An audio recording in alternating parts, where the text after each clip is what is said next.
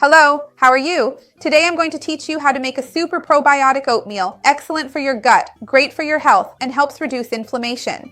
You're going to love it for sure. You can use it as a substitute for yogurt or add it to your yogurt.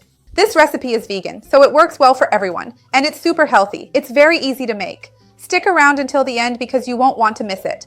If you love easy, quick, and healthy recipes, you're going to love this channel. Go ahead, subscribe, and remember to turn on the notification bell to get updates. I have new videos every day. You're going to love it.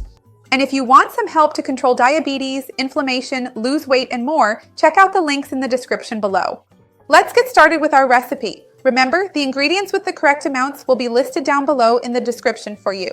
And remember, I have many videos here on the channel talking more about probiotics because actually this oatmeal is going to ferment and become a probiotic. And probiotics are excellent for our gut health, our immunity, and inflammation.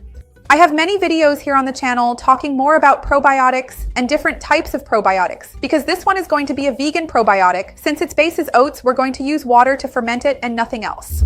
But there are also videos here on the channel talking more about how to make natural yogurt at home, how to make kefir at home, about sauerkraut, and other fermented vegetables. I'll leave the links down below in the description for you. Let me know down below if you have a habit of consuming fermented foods, which fermented food you consume the most, and if you usually eat yogurt. I'd love to see your comment.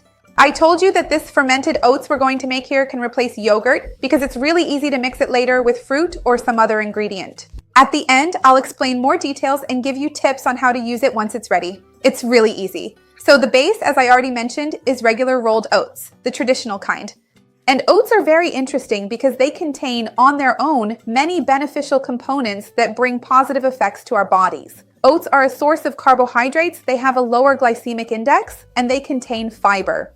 Among these fibers, a portion of them is beta-glucan, which helps lower cholesterol and is good for the heart and cardiovascular health. Oats also contain protein, so they are an excellent addition to our daily diet on their own.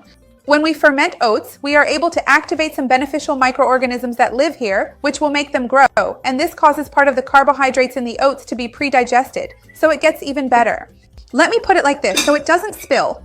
It further improves the digestibility of oats and also enhances the flavor itself. Oats change in flavor. They naturally take on a taste that's almost like yogurt, a bit more fermented really. I was going to say even sour, but it doesn't actually get sour. And it's super interesting from a nutritional standpoint, of course.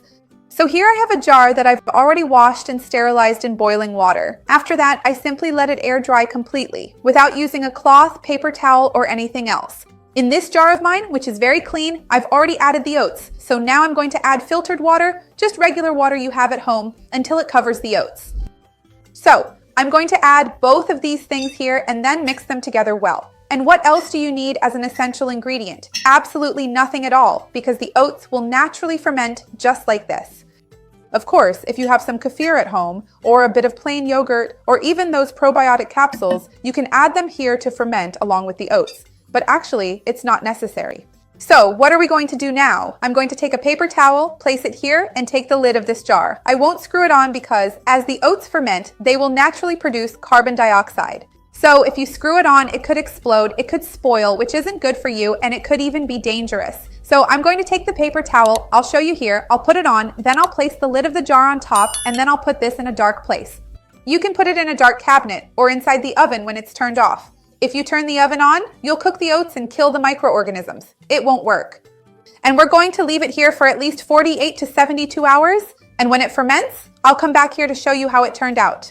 So for now, I'm going to show you how to set it up here. We're going to take it to a dry, dark place, which is what the microorganisms like in order to proliferate. And then I'll come back with suggestions on how to consume it and show you how it turned out. Look at this interesting detail. I had put a 1-to-1 ratio of oats to water, and it has already absorbed the liquid. So now I'm going to add more water here because we need liquid for this fermentation to happen, and I'll mix it here so that everything is covered with the liquid, with the water here. Now I'm going to put the paper towel here. I'll lower it a bit. Actually, I'll do this. I won't even put the lid on so as not to confuse anyone. I grabbed a saucer, I'll place it on top here, and I'll leave it in the cupboard. Just so you don't get confused, screwing it on and causing problems, this is just so you know it's only to have something with a bit of weight here, so no insects, dust, or anything like that gets in. So I'll put it away now, and in about 48 to 72 hours, I'll be back to tell you how long it took and show you how it turns out. Hold on, I'll be right back. Look, 72 hours later, I've already removed the paper and the plate so you can see. Take a close look here. Some bubbles have formed. I'm going to turn it slowly because as we move it, the bubbles pop. Do you see? Look, there are some bubbles here. And when you move it here, you can smell the baker's yeast. I'll show you here. Look, the bubbles even start to rise. This shows that fermentation has taken place and there's still quite a bit of liquid, which means it really was effective for the fermentation to happen safely. See the bubbles here? Now I'm going to show you a really nice suggestion for how to consume it. A good tip is that if you want, you can set aside about 3 tablespoons of this already fermented oats and store it in a jar in the fridge, and then use this as a starter to ferment your other oats. That way, it will ferment faster. It probably won't take 3 days. Maybe in a day or a day and a half, you'll get the same result because you'll already have this starter here to speed up the process. You may have noticed that the consistency of the oats changes. It becomes creamier because, in addition to being hydrated, part of the carbohydrate has been pre-digested by the beneficial probiotic yeasts and bacteria.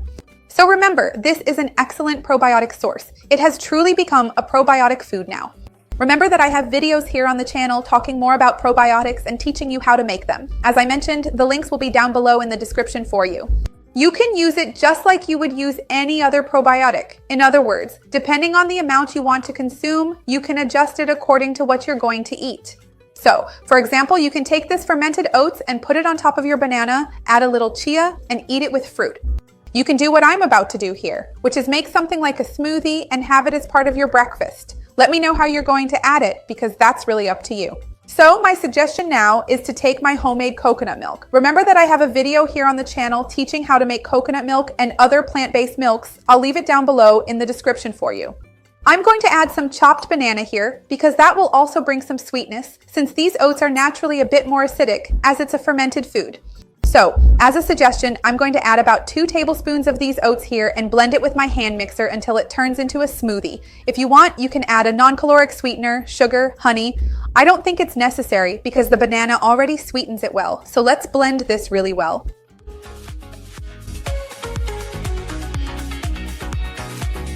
You'll see how creamy this smoothie gets, and besides being super healthy, it's probiotic. I'm a bit afraid of making a mess here. Let me move this over. Look how creamy it is. Try making it at home. You're definitely going to love it, and your health will thank you. Always remember that whenever we make any kind of fermented food, if you notice any strange growth, unusual color, or bad smell, be careful, do not consume it.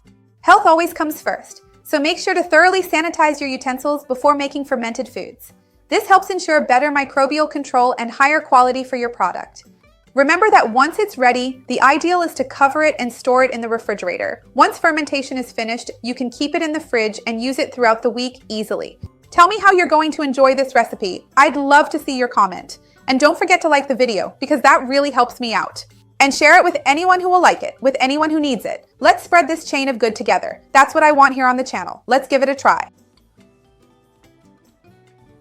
The flavor is really mild. It really tastes like oats with banana. It's not acidic like kefir or sauerkraut. So it's very easy to enjoy. Make it and you'll love it. See you next time. Bye.